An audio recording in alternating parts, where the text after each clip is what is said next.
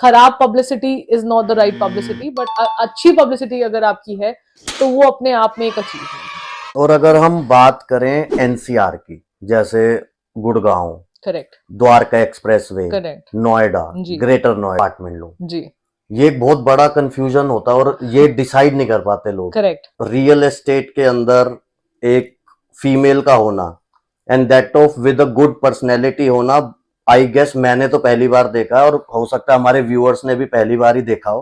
तो being a female आपको क्या क्या कॉम्प्लिकेशन? बहुत कॉम्प्लिकेशंस हैं बिकॉज एक मैडम आपके बस की नहीं है, आप किसी और को भेजो। आज तक ये तो कभी नहीं हुआ कि other hand 90% of the main मैं बोलूंगी वो ऐसे हैं जिनको तकलीफ होती है हम प्रॉपर्टी हाँ बेच कि रहे हैं। क्या दिखा रहे हैं, वो अपने आप को एज अ कैरेक्टर बेच रहे हैं, करेक्ट, वो व्यूअरशिप भी उन पे आती है। Right.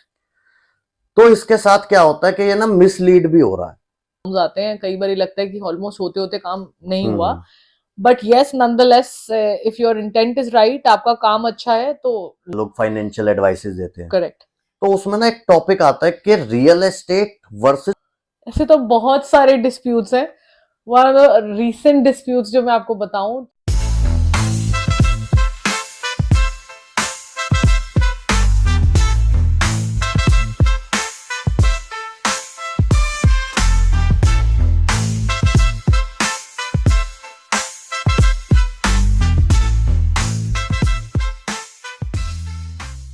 Welcome back guys to Abhishek POV podcast. और आज हमारे साथ जो स्पेशल गेस्ट हैं वो रियल एस्टेट फील्ड से हैं और देसी भाषा में बोला जाए तो प्रॉपर्टी डीलर है। वो कोई मोटे अंकल या लाला जी टाइप नहीं है, वो हमारे साथ एक ग्लैमर, एक गुड लुकिंग अलीशा खन्ना जी है। तो अलीशा खन्ना जी, आपका बहुत बहुत स्वागत है हमारे थैंक शो यू पे। So much for having me. और सबसे पहले तो रियल एस्टेट के अंदर एक फीमेल का होना and that of with a good personality होना, आई गेस मैंने तो पहली बार देखा है और हो सकता है हमारे व्यूअर्स ने भी पहली बार ही देखा हो। तो इसके अंदर आपको इंडस्ट्री में, as a real estate industry में आने की इंस्पिरेशन कहां से मिली? सो रियल एस्टेट इंडस्ट्री में आने की इंस्पिरेशन मिली मुझे अपने फादर साहब से। ये एक लेगेसी 42 साल पुराना काम है साउथ दिल्ली में by the name of Khanna associates, जो मेरे फादर साहब ने स्टार्ट किया था। आज भी उनकी गाइडेंस और उनकी इंस्ट्रक्शंस के साथ मैंने इस काम को आगे संभाला to another level of taking it online, और मैं इसको यूट्यूब एंड इंस्टाग्राम पे काफी ज्यादा प्रमोशन के साथ किया। तो it is coming out wonders. मतलब 42 इयर्स की लेगेसी एक तरफ और 1.5-2 साल का ऑनलाइन मेहनत का काम एक तरफ। तो इसके अंदर जो हम देखते हैं रूटीन में कि स्पेशली जो फीमेल्स हैं, भले ही उनकी फैमिली रियल एस्टेट बिजनेस में हो, और स्पेशली साथ में मैं ऐड करूंगा कि जो अपने आप को गुड लुकिंग फिट मानते हैं, तो वो बहुत अदर ऑप्शंस भी एक्सप्लोर करते हैं। एब्सोल्युटली। बट आपने रियल एस्टेट को सिलेक्ट किया, तो this is very shocking for us. और हम आगे पूरे पॉडकास्ट में यही डिस्कस करेंगे कि आपके क्या क्या चैलेंजेस रहे, आपने कैसे इस जर्नी को करा। करेक्ट। बट सबसे पहले ना मैं आपके नाम पे आऊंगा। उसके अंदर बहुत सारे, अलीशा के अंदर तो हम नॉर्मल स्पेल करेंगे ALISHA, ठीक है। बट इसके अंदर बहुत सारे ई और बहुत सारे आईज आते हैं। करेक्ट। तो is it because of numerology और समथिंग? जी बिल्कुल, it is because of numerology. ये मैंने खुद ही किया। पहले मैंने one of the finest numerologist Sanjay Jumani ji से अपना नाम चेंज कराया। उन्होंने मुझे एक सर्टेन नेम के ऊपर अपनी वाइब्रेशन दी, मैंने उस नाम को 1 साल यूज किया। वास्तु और एस्ट्रोलॉजी तो मैं पिछले 7-8 साल से बहुत ग्रेवली पढ़ती हूँ एंड काफी लोगों को, अपने क्लाइंट्स को भी इस पे गाइड करती हूँ कि कैसे करें, कौन सा टाइम रखें, क्या हो। बट अपार्ट फ्रॉम दिस, जब मैंने न्यूमरोलॉजी के अंदर एंटर किया तो मैंने काफी सारे उसके क्लूज समझे कि क्या रीजन है, क्यों हम इन वाइब्रेशंस को मानते हैं, नेम का क्या महत्व होता है। आपका नाम हो चाहे मेरा, अभिषेक को तो अभिषेक ही बुलाएंगे एंड अलीशा को भी अलीशा ही बुलाएंगे। There is no other name जिससे हमें बचपन से बट बुलाया जा रहा है। लिखने में उसे चेंज कर देते हैं। लिखने में हमने उसकी सिर्फ एक वाइब्रेशन एनर्जी को चेंज कर दिया, सो दैट वो यूनिवर्स में जब जाए तो एक सर्टेन एनर्जी आपके लिए रोटेट होके वापस आती है। एंड ऑफ कोर्स ये पूरी दुनिया एनर्जी पे ही चलती है। The day energy is finished from our body, we are dead. So तो क्या बदलाव आपके नाम के बाद आए कि right now you are driving Mercedes, having a very good life? See बदलाव तो बहुत सारे आए, पर हर नाम के पीछे प्रोज एंड कॉन्स होते हैं। आपको ये देखना है कि आपकी लाइफ में सबसे महत्वपूर्ण एस्पेक्ट क्या है। बहुत सारे एस्पेक्ट्स हमारी लाइफ में इंपॉर्टेंट है। There is a family, there is a career, there is a name fame जो आपको चाहिए, बच्चा है, और XYZ बहुत सारी चीजें होती हैं। तो आपका पर्टिकुलर एस्पेक्ट जिसमें आप रेस करना चाहते हैं, या आपका एस्पेक्ट ऑफ लाइफ ऐसा क्या है जिसके अंदर आपको और बेहतरीन पना चाहिए, तो उस नंबर्स को देखते हुए, उस टोटल को देखते हुए, उन प्लैनेट्स के साथ अलाइन करते हुए हमें पर्टिकुलरली हम उन नंबर्स को वाइब्रेट करते हैं, एंड देन ऑफ कोर्स आपकी लाइफ तो चेंज होती ही है, अच्छे वे में भी होती है, थोड़े से आपको हर्डल्स भी आते हैं, बट ऑल इन वेल सब कुछ सही है। अगर आप करियर में, आई फील कि अगर आप करियर में एक अच्छे मुकाम पे हैं, लोग आपको अच्छे के लिए जानते हैं, एथिक्स के लिए जानते हैं, खराब publicity is not the right publicity, but अच्छी पब्लिसिटी अगर आपकी है तो वो अपने आप में एक अचीवमेंट है। तो जहां अभी आपने बोला पब्लिसिटी का, तो being a female real estate thing, तो कॉम्प्लिकेशंस आपको क्या क्या फेस हुए, मतलब जब आप इस फील्ड में एंटर किए तो बीइंग अ फीमेल आपको क्या क्या कॉम्प्लिकेशंस फेल हुए? बहुत कॉम्प्लिकेशंस हैं, बिकॉज एक this is a male dominated hmm. Society, male dominated egoistic males जो कहते हैं, हाँ। जिनकी एक्चुअली में ईगो हर्ट कर जाती है अगर कोई विमेन उनको कमांड करे कि ट्रांजैक्शन किस तरीके से होगी, उनको पैसे कैसे मिलेंगे, किस स्टेज पे मिलेंगे, कैसे हम्म। उनको देने हैं लेने हैं। जब ये एक फीमेल कंडक्ट करती है, कुछ मैं साउथ दिल्ली के लोगों की बात करूं या बिल्डर्स की बात करूं, तो वो इस चीजों को बहुत अप्रिशिएट करते हैं, बहुत हम्बल भी हम्म। है, रिस्पेक्टफुल भी है, रिस्पेक्ट की तरह से हमारे को कमांड भी देते हैं कि आप संभालो या आप करो। But on the other hand 90% of the main, मैं बोलूंगी, वो ऐसे हैं जिनको तकलीफ होती है कि एक फीमेल हमें क्यों कि गाइड हम कर क्यों रही है, सुने हम इसकी। क्यों सुने इसकी, ये क्यों बताएगी। और फीमेल अगर यंग हो तो एक और हाँ। क्वेश्चनेबल हो जाता है कि ये हमसे 20 साल छोटी है या तीन हाँ। 30 साल छोटी है, तो इसको एक्सपीरियंस नहीं है, हमें हाँ। लाइफ का ज्यादा एक्सपीरियंस। ऐसे बहुत लोग मेरे सामने आए, कोठी के ओनर्स कह लीजिए, देने वाले लेने वाले, जो अपने आप को कुछ अलग वो हाँ, कि करते वो हैं। अपने आप को शहंशाह मानते हैं बिल्कुल, कि एब्सोल्युटली। हमें कौन बताएगा, हमें तो हमें सब को पता है। Exactly exactly. तो वो चाहे वो खुद गलत हो, गलत करना चाहते हो, बट ऑफ कोर्स वो चाहेंगे कि फीमेल डोमिनेट हो जाए, बिकॉज यही हमारी सोसाइटी ने हमेशा से देखा है कि फीमेल्स को हमने डोमिनेट किया है। औरतों का काम सिर्फ घर में खाना बनाना और साफ सफाई करना या घर को मेंटेन करना है। But in today's time if you सी,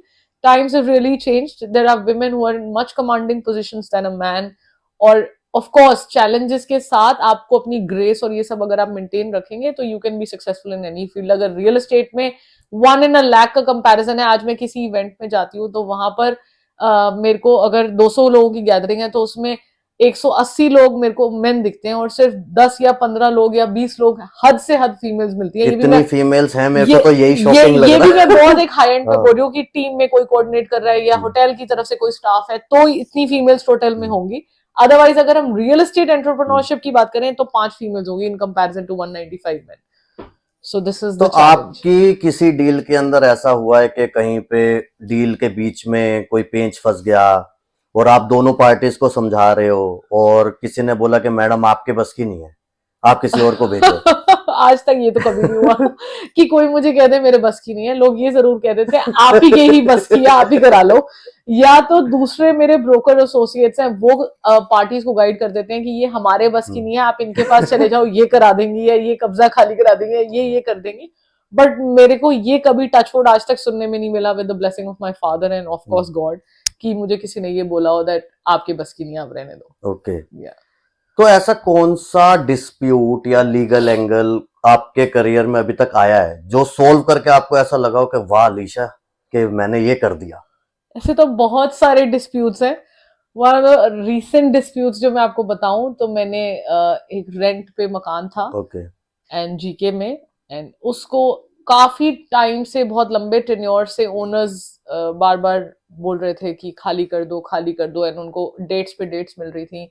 जो उसमें रह रहे थे वो अपने आप में एक साउथ दिल्ली के बहुत बड़े हम्म। माइस्ट्रो थे, मैं नाम नहीं लूंगी या मैं हम्म। डिस्क्लोज नहीं करूंगी, बट वो खाली नहीं करवा पा रहे थे। So this couple came to me and they said that this is what is happening, हमें अपनी प्रॉपर्टी को अपने यूज के लिए चाहिए व्हाटएवर, तो आप हमें खाली करा दीजिए। So with in a span of 36 और 38 डेज मैंने वो प्रॉपर्टी खाली करा दी। तो अगर किसी के घर पे कब्जा हो रखा हो और उसे अपनी प्रॉपर्टी खाली करानी हो तो वो अलीशा जी से कंसल्ट कर सकता हाँ बिल्कुल, कंसल्ट कर सकते हैं, हम उसको सही राय है। दे हाँ, सकते हैं। हम लीगल एस्पेक्ट्स में भी और अपने प्रोफेशनल एक्सपीरियंस से भी। एग्जैक्टली राय दे सकते हैं कि वो चीज पॉसिबल है, 99% पॉसिबल होती है। इफ इन 1% केस कोई उन्होंने टेक्निकल एरर किया हुआ है, कोई कागजों में गलती की हुई है, किसी को कब्जा दिया हुआ है इंटेंशनली और वो लिखत में है या कुछ ऐसा है, तो फिर उसके कुछ अदर चैनल्स होते हैं, कोर्ट है, lot of other things. But अगर आप सही मायने में देखें तो 99% of the case can be solve through mediation outside the court.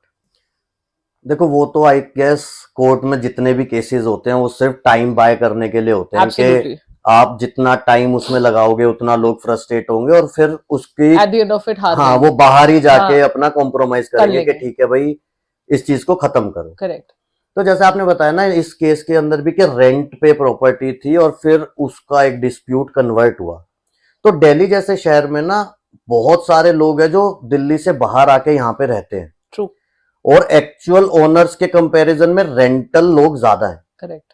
तो कौन सी कुछ ऐसी टिप्स आप देना चाहोगे जो लोग रेंट पे घर देख रहे हैं तो बिफोर साइनिंग एन एग्रीमेंट कि वो अगर उन चीजों को पॉइंट आउट करके अपने ओनर से खुल के डिस्कशन करे तो उन्हें बाद में जाके कोई डिस्प्यूट या कोई लीगल एक्शन फेस नहीं करना पाए। इन केसेस ऑफ रेंट मैं आपको 4 से 5 चीजें बता सकती हूँ जो आप टिप्स हमेशा ध्यान रखें। इज दैट पहले जब आप रेंट एग्रीमेंट में एंटर कर रहे हैं तो आपका टेन्योर बहुत इजीली डिफाइंड होना चाहिए, क्योंकि 11 महीने से ऊपर की लीज ही रजिस्टर होती है, उससे कम टेन्योर की लीज रजिस्टर नहीं होती। ओके। तो 11 महीने की अगर आप लीज कर रहे हैं तो दैट मीन्स आप नोटरी करा के, स्टैम्प ड्यूटी करा के उसको हम्म। एंट्री करा रहे हैं।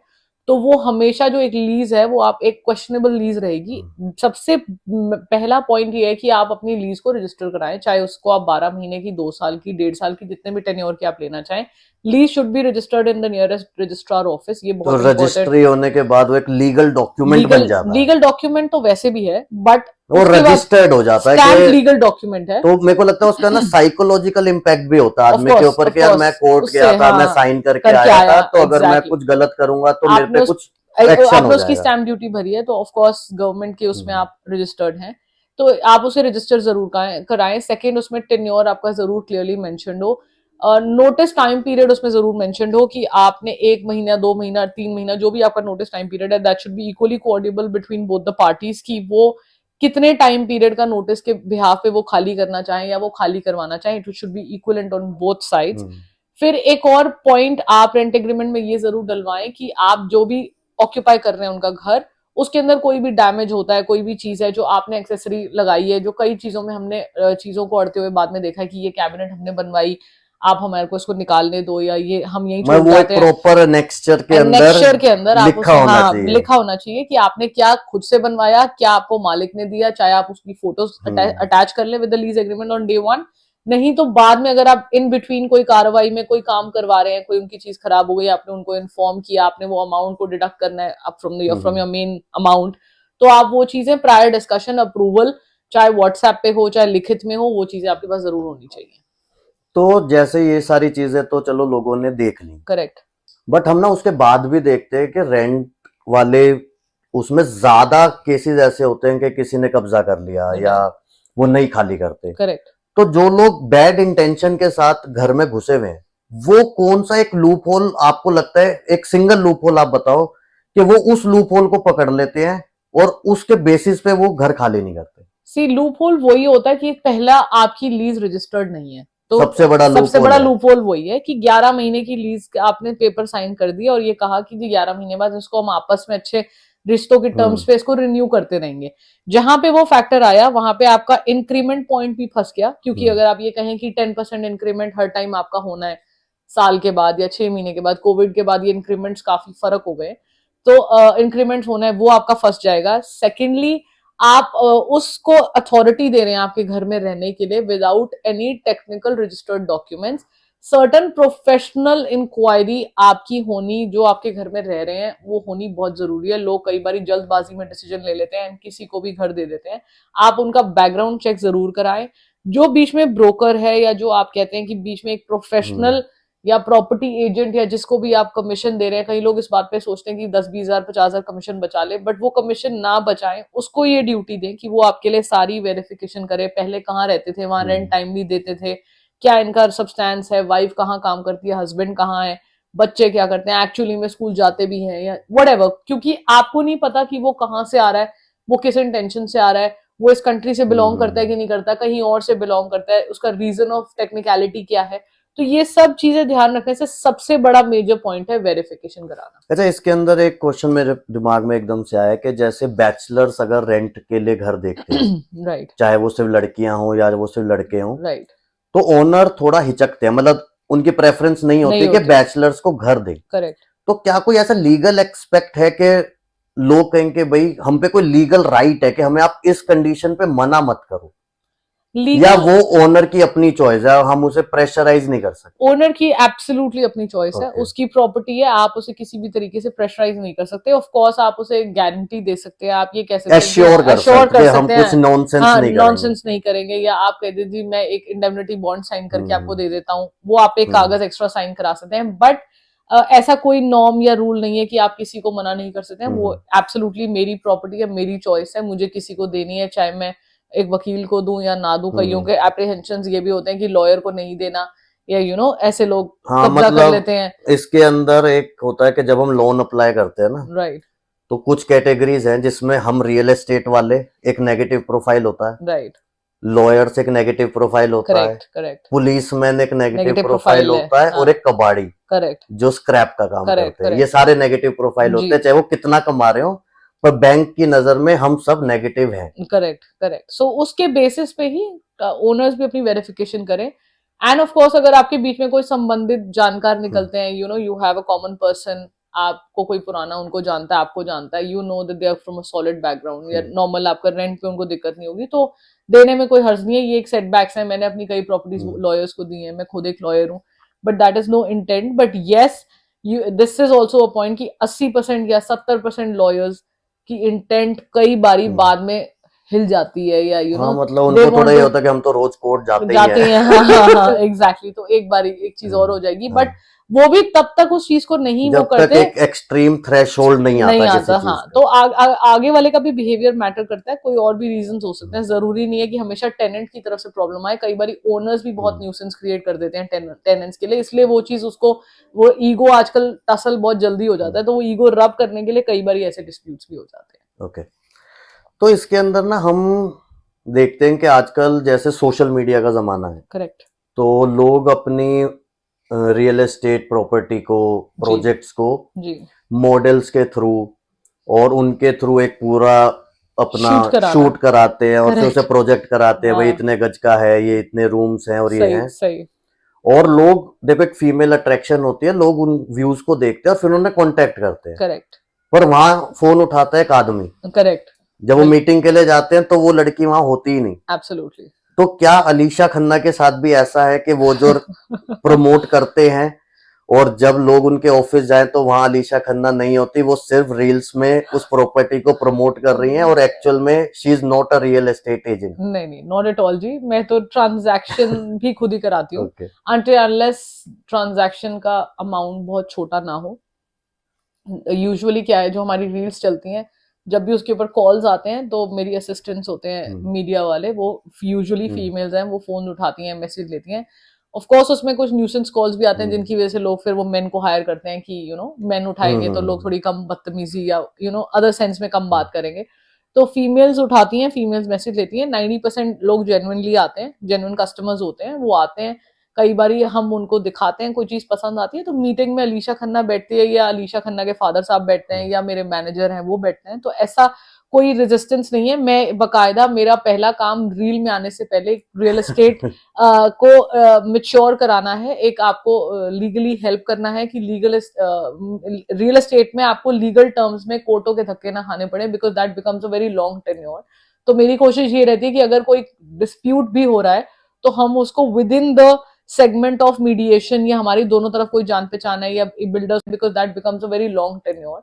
तो मेरी कोशिश ये रहती है कि अगर कोई डिस्प्यूट भी हो रहा है, तो हम उसको with in the segment of mediation, या हमारी दोनों तरफ कोई जान पहचान है, या बिल्डर्स को हम जानते हैं या ओनर को जानते हैं, तो हम उसको एमिकेबली रिजोल्व कराने की कोशिश करें। जैसे आपने बोला कि कुछ फेक कॉल्स आते हैं या कुछ इनअप्रोप्रिएट कॉल्स आते हैं, एब्सोल्युटली, तो देखो, मैक्सिमम हमारे देश का एक दुर्भाग्य है कि अगर फीमेल किसी फील्ड में है, तो लोग एक अवेलेबिलिटी का टैग या एक दूसरी नजरिए से उसको करेक्ट अप्रोच हाँ करने का हाँ हाँ, वो होता है, और उसकी वजह से बहुत लोग बैकआउट कर जाते हैं करेक्ट, फील्ड से कि यार यस, हम नहीं करते, हम कोई नॉर्मल चीज कर लेते हैं जहां क्वेश्चनेबिलिटी ना ना हो। हो, तो आपके पूरे करियर में, भाई आपने दुनिया भर की डील्स करी होंगी, बहुत लोगों से मिले होंगे, तो जी, क्या आपके साथ कभी ऐसा हुआ कि किसी ने आपको इनअप्रोप्रिएट मैसेजेस करे हो, या आपको अप्रोच करने की कोशिश करी हो, या कुछ डील्स को लेके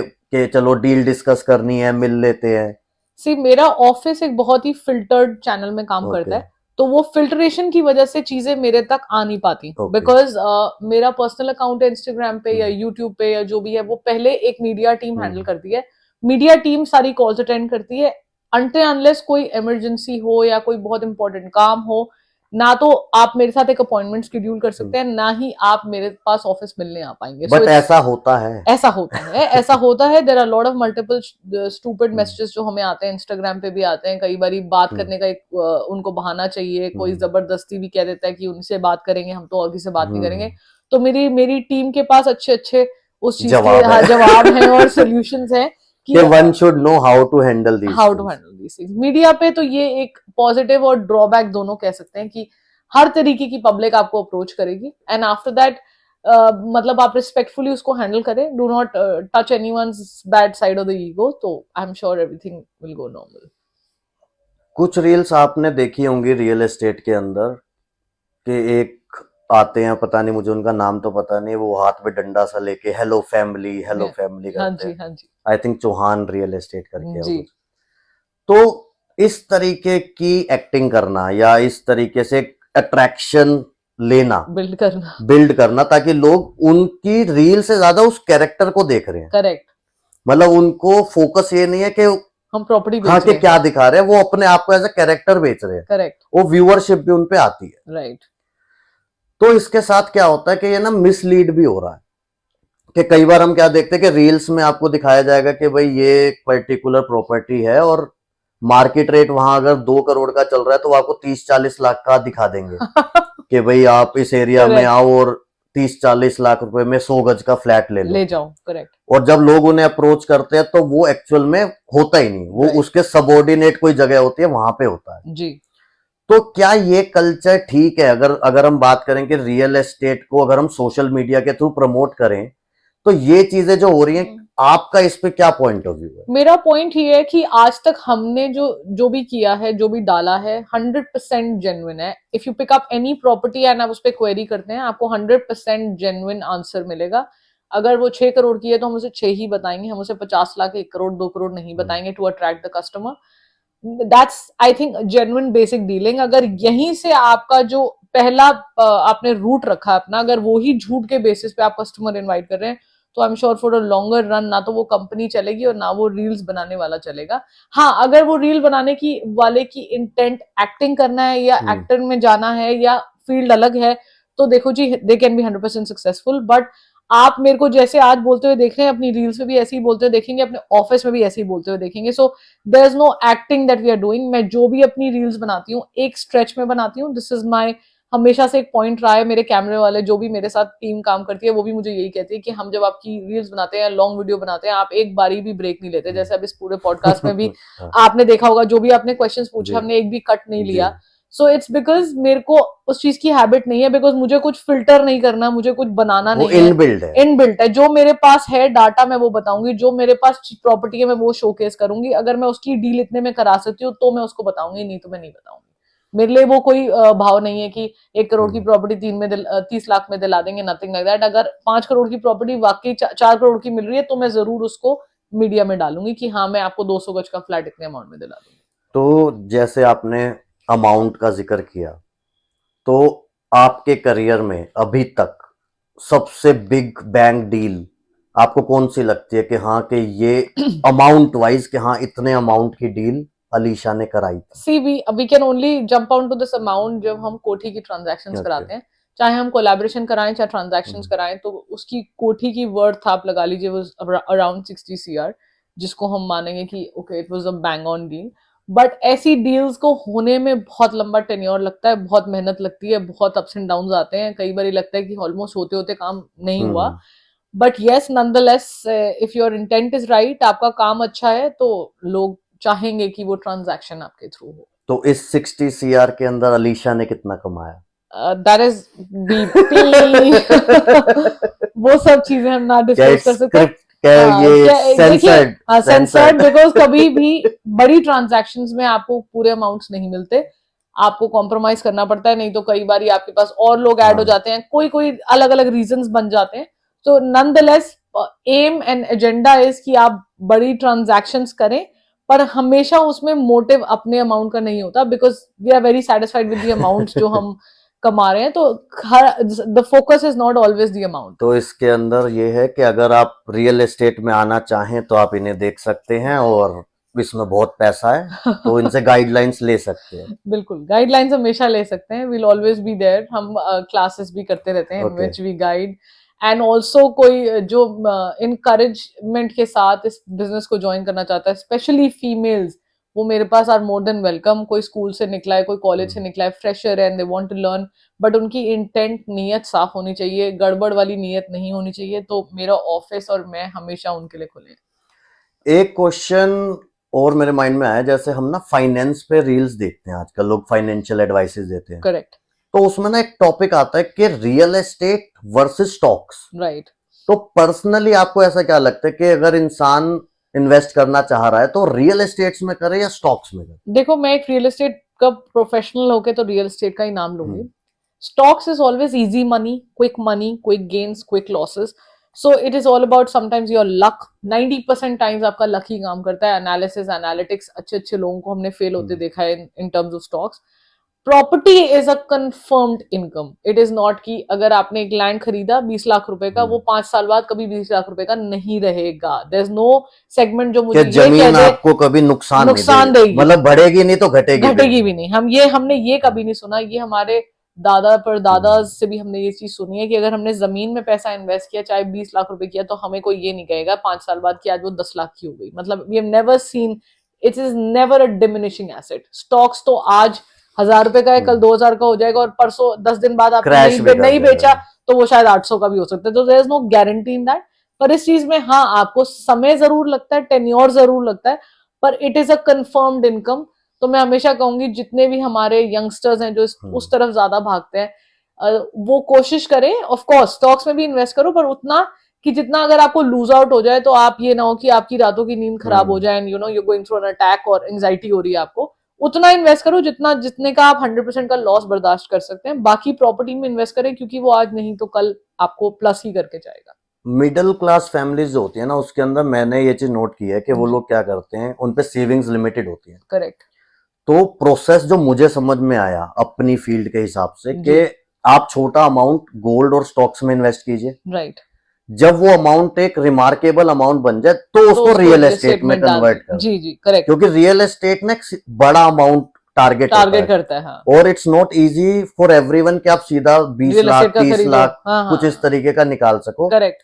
तो स्टॉक्स और gold can lead to real estate. जी, तो स्टार्ट करो आप लोग स्टॉक से, जब आपको लगे कि स्टॉक्स पे आपका धीरे धीरे करते हुए आपको एक अमाउंट मिल गया, फिर उसको रियल एस्टेट में कन्वर्ट बिल्कुल करो। सही बात है, करेक्ट। बट रियल एस्टेट जरूर कोई ना कोई सेगमेंट अपने पास जरूर रखें, चाहे वो सेगमेंट ऑफ दिल्ली हो, दिल्ली से बाहर हो। बहुत सारी अपॉर्चुनिटीज आ गई हैं, अलवर है, मतलब बहुत सारे छोटे छोटे लैंड्स आप कहीं पर भी डिप्लॉय करें अपने फंड्स। हाँ, सेल डीड के फंड्स डिप्लॉय करें, हमेशा इस बात को याद रखें। कभी भी जीपे और इन सब चीजों से थोड़ा सा बच के रहें। ओके। जी। तो इसके अंदर जैसे आपने बताए डिफरेंट एरियाज जो हैं, तो आपको कौन सा एरिया ऐसा लगता है कि बहुत हाइप्ड है दिल्ली एनसीआर में, बट उसमें उतना दम नहीं है, बस वो हाइप्ड है? मैं साउथ दिल्ली का गोल्फ लिंक्स बोलूंगी, okay. Because it's overly hyped, but दम इसलिए नहीं है क्योंकि of course not any layman can afford that golf links area. Number 1, number 2, transactions बहुत इजीली होती नहीं है। नंबर 3, वहां पे आधे से ज्यादा घरों में एएसआई लग जाता है। तो अगर आपने खरीद भी लिया, आपने वो अपनी जमा पूंजी एकत्रित करके एक सक्सेसफुल आदमी होके गोल्फ लिंक्स में घर ले भी लिया, तो 90% उसमें तो आप सिर्फ रेनोवेशन करा सकते हैं, अपने हिसाब से बनवा सकते हैं, पर उसको कभी भी पूरा डेमोलिश करके आप ब्रांड न्यू नहीं कर सकते। So lot of factors are there, but फिर भी कुछ लोगों को गोल्फ लिंक्स में रहना पसंद है, so that's of course their choice.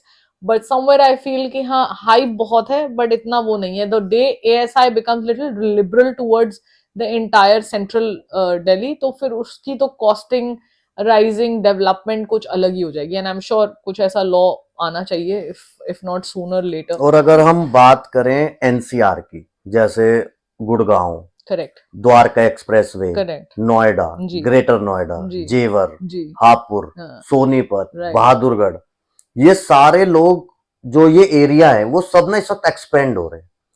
तो इनमें से कौन सा एरिया एक ऐसा जो आपको लगता है कि बहुत हाइप्ड है और एक ऐसा कि नहीं यहां तो इन्वेस्टमेंट करनी चाहिए? एक तो हाइप है जेवर एयरपोर्ट की वजह से, बिकॉज यस। आने वाले टाइम में हर हर आदमी, जो सबको पता है वहाँ एयरपोर्ट खुलना ही है। तो जब जमीनें येडा एंड वो सब ने निकालनी शुरू की थी, तब से ही अगर हम आज तक देखें तो उसमें काफी ग्रेजुअल जंप आ चुका है, बहुत ज्यादा बहुत ड्रास्टिक चेंज आया। ड्रास्टिक आ चुका है। तो उतना जो टेन्योर है वो शायद उस टाइम पे गुड़गांव में भी नहीं आया, एग्जैक्ट एक छोटे टाइम पीरियड में इतना मैसिव जंप। और उसके बाद जो एरियाज हैं, आप नौगांव की तरफ जा सकते हैं, which people are saying is a new Gurgaon, but nonetheless I will still prefer areas जो थोड़े से स्कर्ट्स के पास हो। बहुत ज्यादा आउटर स्कर्ट्स पे जाना immediately is not very safe, but yes if you see bigger brands investing in any certain areas, तो वहां पे आप हाथ खुल के डाल सकते हैं, बिकॉज आपको पता है कि अगर हाई राइज अपार्टमेंट्स आएंगे, मार्केट्स बनेंगी, तो ऑटोमेटिकली वो एरिया तो आज नहीं तो कल तो डेवलपमेंट में आना ही ओके, सो बहुत सारी जानकारी आज आपने हमें दी जी और हमारे व्यूअर्स को भी, जिनको रियल एस्टेट के बारे में और उस फील्ड के बारे में शायद बहुत ज्यादा नहीं पता होता है, जी तो जिसने भी हमारी पूरा पॉडकास्ट देखा या रिलेट करा, तो हमें ना कमेंट सेक्शन में आप और कोई क्वेश्चंस अगर आपको लगता है कि उस टॉपिक पे हमसे बात करनी रह गई या आप जानकारी लेना चाहते हैं, तो वो कमेंट सेक्शन में जरूर बताएं और हम अलीशा जी से रिक्वेस्ट करेंगे कि फिर उन सब को आंसर करने के लिए आप दोबारा एक बार हमारे साथ व्हाई जुड़े नॉट व्हाई नॉट बिल्कुल और आपका अपना एक्सपीरियंस कैसा रहा जी। आप एक बार वो भी शेयर करो सी व्यूअर्स माई के इन साथ। टोटलिटी एक्सपीरियंस ये है कि एज अ फीमेल आप बिल्कुल भी इसको टेक्निकल ग्लिच ना बनाएं अपने दिमाग में, अपनी सोल में, कि एक फीमेल किसी भी फील्ड में ऊपर नहीं जा सकती। This is a point blank zero approach जो एक फीमेल रखना चाहे आज की डेट में, बिल्कुल नहीं होना चाहिए। Any any and each field में आप देखेंगे आपको इंस्पिरेशनल वुमेन मिलेंगी, जहां पे आपको आपको दिखेगा कि from nowhere they have become someone. तो बिल्कुल भी ये ना सोचे, स्पेशली रियल एस्टेट में बहुत ज्यादा डोमिनेशन चलती है, क्योंकि आदमी ये सोचते हैं कि ये फील्ड में अगर औरतें घुस जाएंगी तो फिर तो इसमें भी दिक्कत आएगी। बट ऐसा कुछ नहीं है, there are transparent clear crystal clear women जो बिल्कुल स्ट्रेट बात करके टू द पॉइंट ट्रांजेक्शन कराती हैं, सक्सेसफुल होती हैं। One of this example is me, जो मैं आपके सामने बैठी हूँ। In South Delhi, in the entire Delhi NCR, we have made a good remark, because अगर गोदरेज, एल्डिको, ऐसे सच ब्रांड्स के साथ हमने कोलैबोरेशन, गॉर्ड्स के साथ कोलैबोरेशन अगर हमने की है, तो ये अपने आप में इतने बड़े ब्रांड्स आपको तभी हायर करवाते हैं जब वो आपके अंदर कोई पोटेंशियल देखते हैं। तो in in in the entire experience I say, of course ups and downs आपको हर फील्ड हर फ्रेटर्निटी में मिलेंगे, बट उस चीज को आप इस चीज के साथ लिंक ना करें और अपनी फील्ड में ऊपर जाने की हर तरीके की कोशिश करें। एक लास्ट क्वेश्चन मैं आपसे पूछता हूँ, जी जो भी रियल एस्टेट में इन्वेस्ट करता है ना, उसके माइंड में ये होता है कि यार प्लॉट लूं या अपार्टमेंट लूं। जी ये एक बहुत बड़ा कंफ्यूजन होता है और ये डिसाइड नहीं कर पाते लोग। करेक्ट। तो आपके हिसाब से एज एन इन्वेस्टमेंट, जिसे रहना है वो तो एक अलग बात है, but as an investment plot लेना चाहिए या अपार्टमेंट लेना चाहिए? अगर आपकी पॉकेट अलाउ करती है, आपको कहीं अपने पॉकेट से रिलेटेड प्लॉट मिलता है, तो आप एनी डे फ्लैट की जगह प्लॉट में इन्वेस्ट करें। बिकॉज जो प्लॉट की इंक्रीमेंट, जो प्लॉट की मल्टीप्लीकेशन होगी, वो आपको एक फ्लैट उस तादाद पे, उस स्पीड पे नहीं दे पाएगा। बिकॉज जब प्लॉट को कट के फ्लोर्स डल गए, तो ऑटोमेटिकली जितनी भी इंक्रीमेंट एक प्लॉट की होनी है वो डिवाइड हो गई उस उन जितने भी फ्लोर्स और के फिर साथ। विद टाइम फ्लैट्स की जो बिल्डिंग है वो पुरानी होगी, पुरानी नई होगी, टेक्नोलॉजी आ एग्जैक्टली जाएगी, exactly, नए हाँ, फिर नक्शे वो आ जाएंगे। रीडेवलपमेंट में जाएगी। So lot of technicalities are there in flats. अगर आप रिहाइश के लिए देख रहे हैं, that is the only fund जो आपके पास है, तो ऑफ कोर्स आप पहले फ्लैट लेके अपनी रिहाइश को अपग्रेड कर लो। सिक्योर करें या आप अपग्रेड करें, उसके बाद आप इन्वेस्टमेंट की सोचें। बट अगर आपका पॉइंट ऑफ व्यू सिर्फ इन्वेस्टमेंट है, तो लैंड से बेटर कोई अपॉर्चुनिटी नहीं तो सब लोग लैंड लेंगे, ओके। है। और बाकी आपके साथ बात करके काफी जानकारी मिली थैंक यू। और मे भी बहुत सारे व्यूअर्स के क्वेश्चंस हमने कोशिश करे कि जेनरिक क्वेश्चंस हम आपसे पूछ सकें, एब्सोल्युटली। ताकि ज्यादातर लोगों को वो चीजें पहुंच जाएं जी और वो जो मिस्टेक्स करते हैं वो अवॉइड कर पाएं और किसी डिस्प्यूट में या उसमें ना ना पड़ें। पड़े। और एक ऐसे ही एक डिस्प्यूट हाँ। के पॉइंट पे मेजर पॉइंट मैं ऐड करना चाहती हूँ, हमेशा आप कोई भी ट्रांजैक्शन में एंटर करते हैं, एक लीगल पेपर जरूर बनाएं। एक ट्रस्ट फैक्टर पे किसी को बयाना दे आना, या एक ट्रस्ट फैक्टर पे किसी के साथ ट्रांजैक्शन स्टार्ट कर लेना, हाँ ऑफ कोर्स बहुत बड़ी जमीन है, your token is next to negligible, 1% भी नहीं है, तब तो समझ में आता है आपने कोई कागजी कार्रवाई नहीं करी। बट अगर आप एक हैंडसम अमाउंट देने जा रहे हैं कि आप एग्रीमेंट टू सेल करें या जो भी करें, पर एक रसीद करें, व्हाटएवर, पर उसके लिए आप एक प्रोफेशनल, कहीं की भी ट्रांजैक्शन है ऑल ओवर द वर्ल्ड, आप एक प्रोफेशनल लीगल किसी को भी हायर करें, उसकी एक नॉर्मल फीस है, उसको बेयर करें। वो फीस बचाने के चक्कर में खुद ओवर स्मार्ट ना बने, नहीं तो वो इंसान कई बार हमने देखा है दिक्कतों में दे फॉल आउट। ओके। तो इसके अंदर आज हमने रियल एस्टेट के बारे में बहुत सारी चीजें समझी और बहुत कंस्ट्रक्टिव हमारी कॉन्वर्सेशन रही। करेक्ट। तो ऐसे ही और टॉपिक्स के लिए आप हमारे साथ बने रहें, और जैसे कि हमने बोला कि कमेंट सेक्शन में जितने क्वेश्चंस आएंगे we will surely have episode 2 with Alisha Khanna. Absolutely. और उन सब क्वेश्चंस को हम कोशिश करेंगे कवर करने की। तो keep watching Abhishek POV podcast and keep supporting, और अच्छा लगे तो शेयर जरूर कर देना। और इनका इंस्टा हैंडल, यूट्यूब हैंडल हम डिस्क्रिप्शन में डाल देंगे, तो आप इनको भी फॉलो जरूर करना। Thank you so much. So thank you so much.